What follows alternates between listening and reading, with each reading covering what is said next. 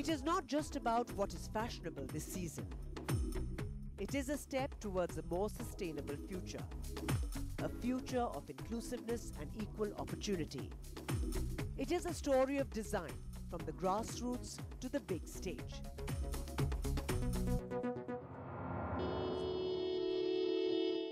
This is the launch of Silai, a brand created with intense passion and a melange of collaborations.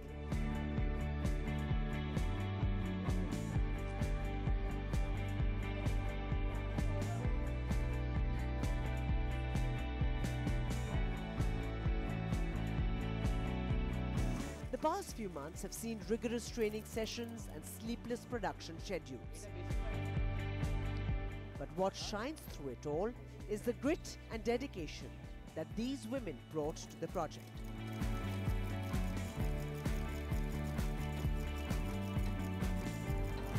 One article came out that said that these women walk the ramp with more confidence than any showstopper. That's India. So it's never been surprising to me. It's surprising to most other people because they just haven't seen it. You know, we can provide all the skills, we can provide all the input. The real thing is curiosity to learn. Then skilling is an endless job. And the people in rural areas, I find, are much more capable of learning very quickly. You know, therefore they can learn a lot more very quickly also, but they're not used to the sort of quality that high street fashion needs. So then this is where the fashion designers also come in, aside from their lovely designs, is how to ensure that these women can get trained to the level that they would expect.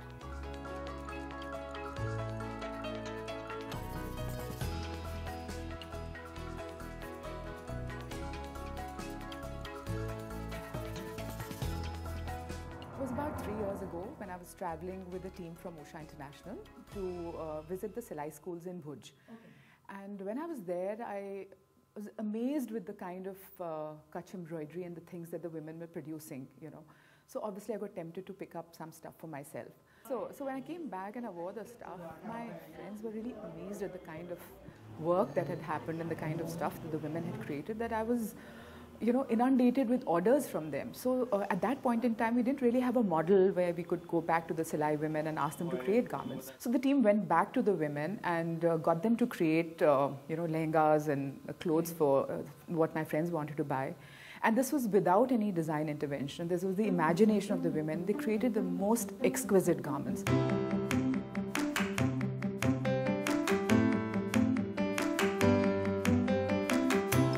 We set up Silai schools over the last 5-6 years, which is based on what we've been doing.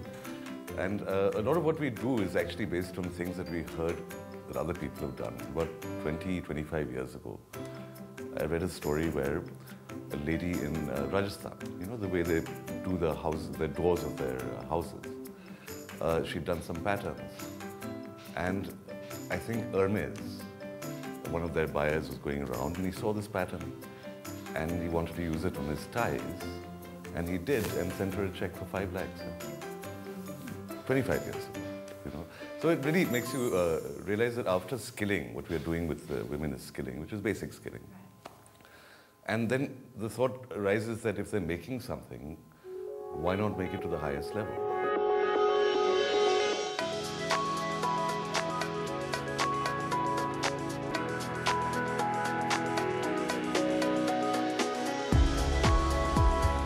This idea of Fashion Week came because we're trying to create inspiration. When the women learn how much they'll earn per garment, you'll see that in rural India they have the ability to self-organize once they understand what can be done. If you're earning 100 rupees per garment, you do one thing. If you're earning 1,000 rupees per garment, you do something else.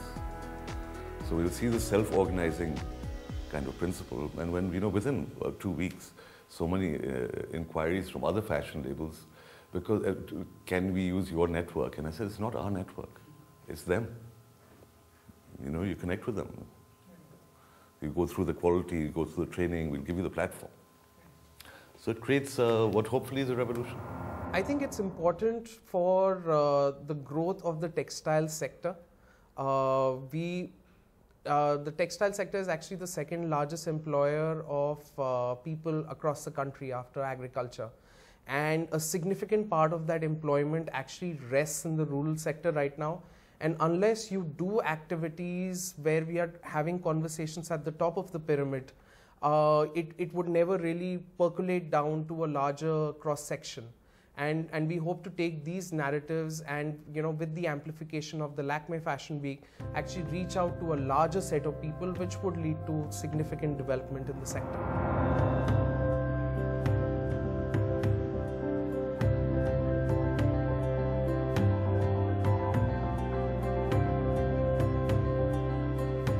Apart from becoming a part of a global fashion network, there were many things that were for these ladies.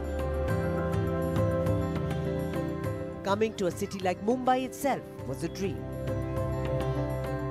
And the cherry on the cake being 35,000 feet above the ground. घर से निकले तब डर रहे थे, रात को नींद भी नहीं आई थी, कैसे बैठेंगे, कैसे जाएंगे। पहला मौका मिला है और बहुत खुश थे।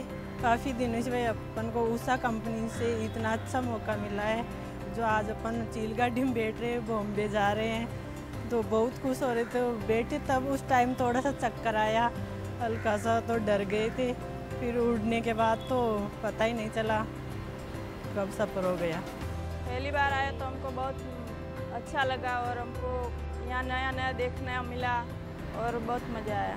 நாங்கள் இதுவரைக்கும் நாங்கள் ஃப்ளைட்டில் வந்ததே இல்லை, இப்போ தான் ஃபஸ்ட் டைம் வந்து உஷா கம்பெனி எங்களை செலக்ட் பண்ணும்போதாவே நாங்கள் ரொம்ப சந்தோஷமாக தான் கிளம்பி வந்தோம். இப்போ இது வரைக்குமே எங்களால் வந்ததை நினச்சி கூட பார்க்க முடியல, ஃபஸ்ட் டைம் வந்ததால் ரொம்ப சந்தோஷமாக இருக்குது. லாக்மி ஃபேஷன் வீக்குக்காக நாங்கள் இங்கே வந்திருக்கோம். இது சாதாரணமாக எல்லாரும் இதில் வர முடியாது। দারুণ লাগছে, প্রথমবার বোম্বে এসে দারুণ এক্সপেরিমেন্ট হচ্ছে। কারণ আমরা থাকি ওয়েস্ট বেঙ্গলের দক্ষিণ চব্বিশ পরগনা জেলায়, একটা রুরাল এরিয়ার মধ্যে থাকি। সেখান থেকে এই উষা সেলাই স্কুল চালিয়ে এত সুন্দর একটা জায়গা অ্যাচিভ করতে পারবো সত্যি আশা করিনি। আর বিশেষ করে এই ফ্লাইটে আসা, বোম্বেতে আসা, একদম দারুণ দারুণ এক্সাইটমেন্ট আমাদের মধ্যে।